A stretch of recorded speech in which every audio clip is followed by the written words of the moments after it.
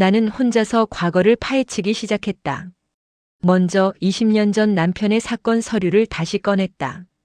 누렇게 바랜 종이들, 경찰의 수사 기록, 사고 일시 2004년 4월 15일 밤 9시경, 사고 장소 서울 성북구 정릉동 일대, 차량 검은색 세단 번호 미상, 목격자 진술 비가 많이 와서 잘 안 보였지만 차가 사람을 치고 그대로 도망갔다.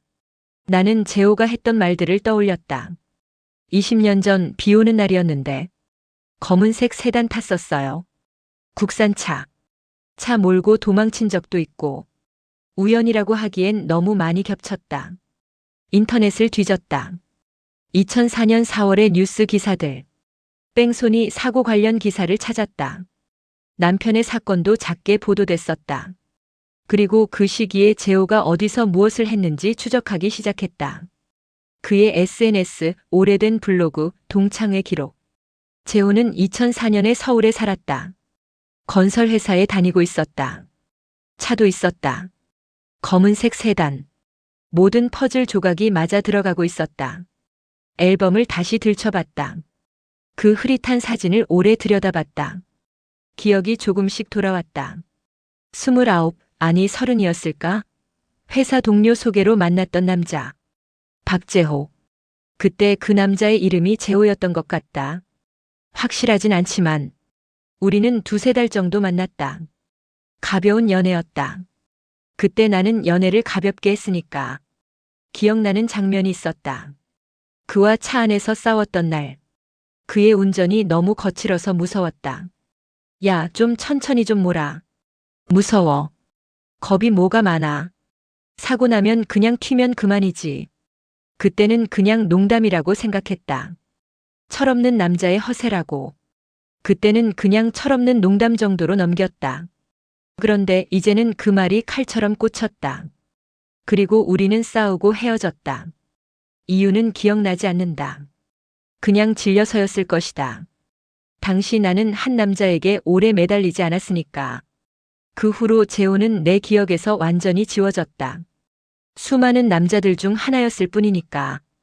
그런데 지금 그 남자가 다시 나타났다. 내 남편을 죽인 범인의 얼굴로. 나는 결정했다. 직접 확인하기로. 며칠 후 재호를 만났다. 평소처럼 저녁을 먹으며 이야기를 나눴다. 나는 의도적으로 옛 이야기를 꺼냈다. 재호 씨, 우리 혹시 예전에 만난 적 있지 않아요? 그가 잠시 굳었다. 하지만 곧 웃으며 말했다. 글쎄요. 저도 낯익다고 생각했는데 기억이 안 나네요. 저는 기억나는 것 같아요. 나는 천천히 말했다. 30 즈음 회사 동료 소개로 만났던 남자. 검은색 세단 타던 남자. 재호의 얼굴이 굳어졌다. 손에 든 와인잔이 미세하게 떨렸다. 기억나세요? 네. 이제 기억나요. 당신이었어요. 긴 침묵이 흘렀다. 그가 입술을 핥으며 말했다. 그때 미안했어요. 젊어서 철이 없었죠. 뭐가 미안한데요? 그냥 싸우고 헤어진 거요. 나는 그의 눈을 뚫어지게 바라보았다. 그는 눈을 피했다. 아직은 안 물어볼게. 좀 더 확실해지면 그때. 그날 밤 재호는 술에 취해 중얼거렸다. 그날 정말 무서웠어요. 비가 너무 많이 왔고 앞이 안 보였어요. 무슨 날이요? 그냥요. 옛날 이야기예요. 그가 더 말하려다 입을 다물었다. 하지만 나는 들었다. 그의 눈에 비친 공포를. 20년 된 죄책감을. 며칠 후 나는 재호의 집에 갔다. 그가 샤워하는 동안 그의 서재를 뒤졌다. 오래된 서류함을 발견했다. 안에는 각종 서류들이 있었다. 보험 서류, 자동차 서류.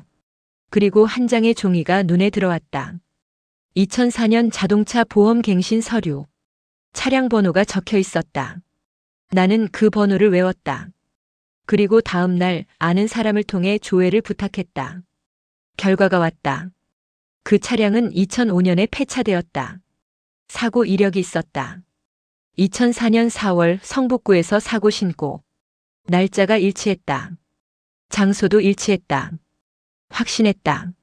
내 남편을 죽인 사람은 지금 내 앞에서 내 손을 잡고 있는 이 남자였다. 눈앞이 캄캄해졌다. 손이 떨렸다. 20년을 찾아 헤맸던 범인. 미상이라고만 적혀있던 그 사람. 그 사람이 지금 내 연인이었다. 그리고 그 남자는 내가 젊을 때 가볍게 사귀다 버린 남자이기도 했다. 복수였을까? 그때 내가 버린 것에 대한? 아니면 정말 우연이었을까? 무엇이 진실이든 이제 나는 어떻게 해야 하지? 그날 밤 나는 울었다. 20년 만에 남편을 위해, 그리고 나 자신을 위해. 진실을 안 후 나는 재호를 예전처럼 대할 수 없었다. 손을 잡을 때 움찔했다. 눈을 마주칠 때 피했다. 웃을 때 경직됐다. 재호가 눈치챘다. 잘난 씨, 요즘 왜 그래요? 뭐가요? 뭔가 달라진 것 같아요. 나 미워졌어요? 아니에요. 그런 거 아니에요. 거짓말이었다. 미웠다. 너무나 미웠다. 하지만 아직 말할 수 없었다. 어느 날 그가 갑자기 말했다. 혹시 뭐 알아버린 거 아니에요? 심장이 멎는 것 같았다. 하지만 나는 침착하게 대답했다. 무슨 소리예요? 뭘 알아요? 그가 나를 뚫어지게 바라보았다. 의심의 눈빛. 아니에요. 그냥 제 착각이겠죠. 그는 웃었지만 눈은 웃지 않았다. 그 후로 재호의 행동이 달라졌다. 전화가 잦아졌다. 하루에 10통, 20통. 받지 않으면 계속 걸었다. 어디에요? 지금 누구랑 있어요? 집이에요. 혼자 있어요. 진짜요? 목소리가 이상한데. 감시하는 것 같았다. 통제하려는 것 같았다. 어느 날 밤 집 앞에 그의 차가 서 있었다. 아무 말 없이 그냥 서 있었다. 문자가 왔다. 잘난 씨, 우리 이야기 좀 해요. 내려와요. 나는 커튼을 닫았다. 손이 떨렸다. 다음 날 그가 말했다. 요즘 왜 피해요? 무슨 일 있어요? 아니에요. 좀 피곤해서 그래요. 거짓말하지 마요. 그의 목소리가 차가워졌다. 뭘 알았는지 모르겠지만 우리가 여기까지 온 건 쉽지 않았잖아요. 쉽게 끝내지 마요. 그 말에 소름이 돋았다. 나는 이제야 깨달았다. 나는 내 남편이 죽기 전에 보았을 그 공포의 얼굴 속으로 들어가고 있었다. 그날 밤 나는 결심했다. 이대로 당하고 있을 수는 없다고. 복수해야 한다고. 복수를 위해서는 먼저 그를 안심시켜야 했다. 상대가 나를 의심할 땐 먼저 안심시켜야 한다. 그건 회사에서 배운 생존 법칙이었다. 나는 연기를 시작했다. 먼저 연락했다. 다정하게. 재호 씨, 미안해요. 요즘 내가 좀 예민했나 봐요. 우리 밥이나 먹어요. 그의 목소리가 밝아졌다. 그래요? 다행이다. 나도 요즘 좀 과민했던 것 같아요. 그럼 오늘 저녁에 볼까요? 저녁을 먹으며 예전처럼 웃었다. 손도 잡았다. 그의 눈을 바라보며 미소 지었다. 속이 뒤집어지는 것 같았지만 표정은 완벽했다. 40년 넘게 회사 생활을 한 게 헛되지 않았다. 재호는 안심한 것 같았다. 예전의 다정한 모습으로 돌아왔다. 역시 잘난 씨가 웃어야 예뻐요. 웃어? 그래, 웃어줄게. 내가 무너질 그날까지. 며칠 후 경찰서 앞까지 갔다. 하지만 들어가지 못했다. 증거가 부족했다. 20년 전 일이고 공소시효도 지났을 수 있었다. 감정만으로는 복수할 수 없었다. 증거가 필요하다. 그의 입에서 직접 자백을 받아내야 한다. 나는 경찰서를 돌아서 나왔다. 그리고 계획을 세우기 시작했다. 조심스럽게 하나씩 증거를 모았다. 재호와 대화할 때마다 녹음기를 켜두었다. 작은 녹음기를 핸드백에 넣어두었다. 그에게 과거 이야기를 유도했다. 자연스럽게, 의심받지 않게. 재호 씨, 예전에 운전할 때 무서웠던 적 있어요? 글쎄요, 한 번 정도? 어떤 때요? 비 오는 날이었는데 시야가 안 보여서 좀 위험했어요. 사고 날 뻔했어요? 그가 잠시 침묵했다. 그리고 말했다. 뭐 그런 셈이죠. 더 이상 물으면 의심받을 것 같아서 멈췄다. 하지만 이 정도로는 부족했다. 집에 돌아와 과거 사건 기록을 다시 검토했다. 재호의 말과 맞아 떨어지는 부분을 표시했다.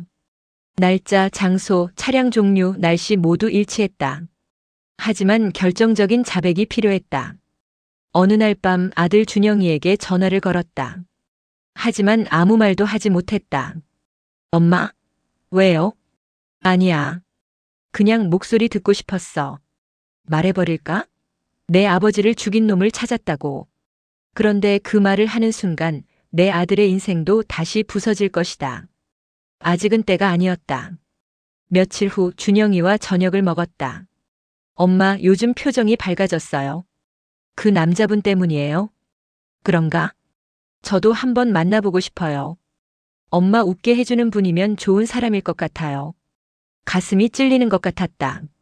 그 남자가 내 아버지를 죽인 사람이라는 걸 어떻게 말하지? 이 아이에게는 그가 엄마를 웃게 해주는 사람으로 남는 게 나을까? 아니면 아버지를 죽인 사람으로 남는 게 나을까? 식사가 끝나갈 무렵 준영이가 말했다. 엄마, 언젠가 아버지 뺑소니범 잡히면 난 꼭 얼굴 보고 싶어. 어떻게 생긴 인간인지. 속으로만 말했다. 그 인간 얼굴, 내 엄마가 매일 보고 있어. 손도 잡고 밥도 먹고. 준영이의 말이 마음에 박혔다. 결심이 굳어졌다. 반드시 끝을 내겠다고. 계획을 세웠다. 재호에게 특별한 날을 제안했다. 재호 씨, 우리 1주년이잖아요. 특별히 저녁 먹어요. 제가 장소 예약할게요. 좋죠. 어디로요? 청담동에 새로 생긴 이탈리안 레스토랑이 있대요. 거기 어때요? 날짜는 4월 15일로 잡았다. 남편 동현이가 죽은 그날. 20년 전 그날. 당일이 다가왔다. 나는 거울 앞에서 화장을 했다. 손이 떨렸지만 립스틱은 정확하게 발랐다. 핸드백을 확인했다. 녹음기, 사건 서류 사본, 그리고 그동안 모은 증거들. 오늘이 내가 피해자로 살아가는 마지막 날이다. 현관문을 열고 나섰다. 밖에는 비가 내리고 있었다. 20년 전 그날처럼. 오늘 밤 모든 것이 끝난다. 레스토랑에 도착했다. 재호가 나를 기다리고 있었다. 환하게 웃으며 손을 흔들었다. 나는 그에게 다가가 앉았다. 그가 와인을 따라주었다. 1주년 축하해요, 잘난 씨. 네. 축하해요. 디저트가 나왔다. 나는 천천히 핸드백에서 종이 한 장을 꺼냈다. 재호 씨, 이거 뭔지 알아요? 그가 종이를 받아들었다. 얼굴이 굳어졌다. 20년 전 뺑소니 사건 서류예요. 피해자 김동현. 제 남편이요. 침묵이 흘렀다. 그의 손이 떨리기 시작했다. 당신이었죠? 나는 조용히 말했다. 그의 눈을 똑바로 바라보며. 그날 비 오는 밤 사람 한 명 치고 도망친 사람. 당신이었죠? 그 사람 내 남편이었어요. 재호의 얼굴이 새하얘졌다. 입술이 바들바들 떨렸다. 부정하지 마요. 다 알아냈어요. 차량 번호도 당신 행적도 사고 신고 기록도. 그가 고개를 떨궜다. 한참 동안 아무 말이 없었다. 그리고 천천히 입을 열었다. 그래요. 맞아요. 그 순간 세상이 멈춘 것 같았다. 20년 동안 기다렸던 고백. 비가 너무 많이 왔어요. 앞이 안 보였어요. 그런데 갑자기 사람이. 그래서 도망쳤어요. 사람을 치고. 무서웠어요. 너무 무서워서. 이 사람은 내가 알고 있는 모든 남자들 중 가장 비겁했다. 20년이에요. 내가 말했다. 20년 동안 나는 범인을 찾아 헤맸어요. 잘난 씨 미안해요. 정말 미안해요. 용서해줘요. 나는 그 손을 뿌리쳤다. 용서요? 20년을요? 나는 미소 지었다. 증거요? 방금 당신 자백 다 녹음했어요. 핸드백에서 녹음기를 꺼내 보여줬다. 그리고 밖에 경찰이 대기하고 있어요. 레스토랑 문이 열렸다. 경찰들이 들어왔다. 박재호 씨? 동행 좀 부탁드립니다. 수갑이 채워지고 그가 끌려나갔다. 사이렌 소리가 울렸다.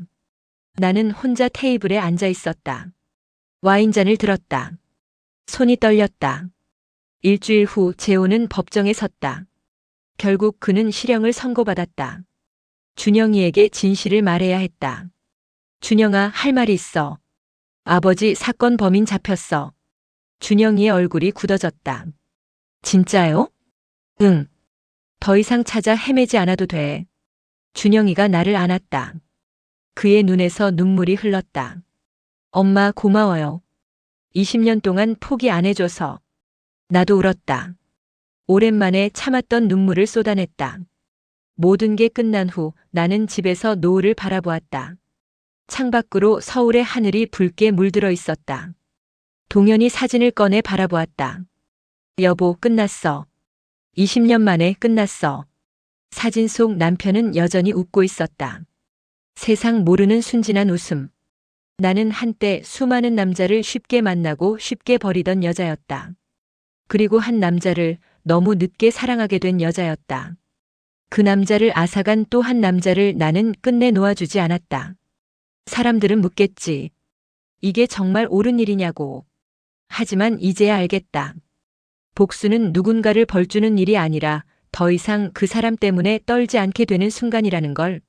나는 다시 살아났다. 그리고 그 시작은 그 남자의 잘못된 선택에서 비롯된 나의 마지막 선택이었다. 창밖을 바라보았다. 별이 하나 둘 떠오르고 있었다. 잘 자, 여보. 이제 진짜 안녕. 나는 사진을 가슴에 안고 눈을 감았다. 20년간의 긴 밤이 끝나고 드디어 새벽이 오고 있었다.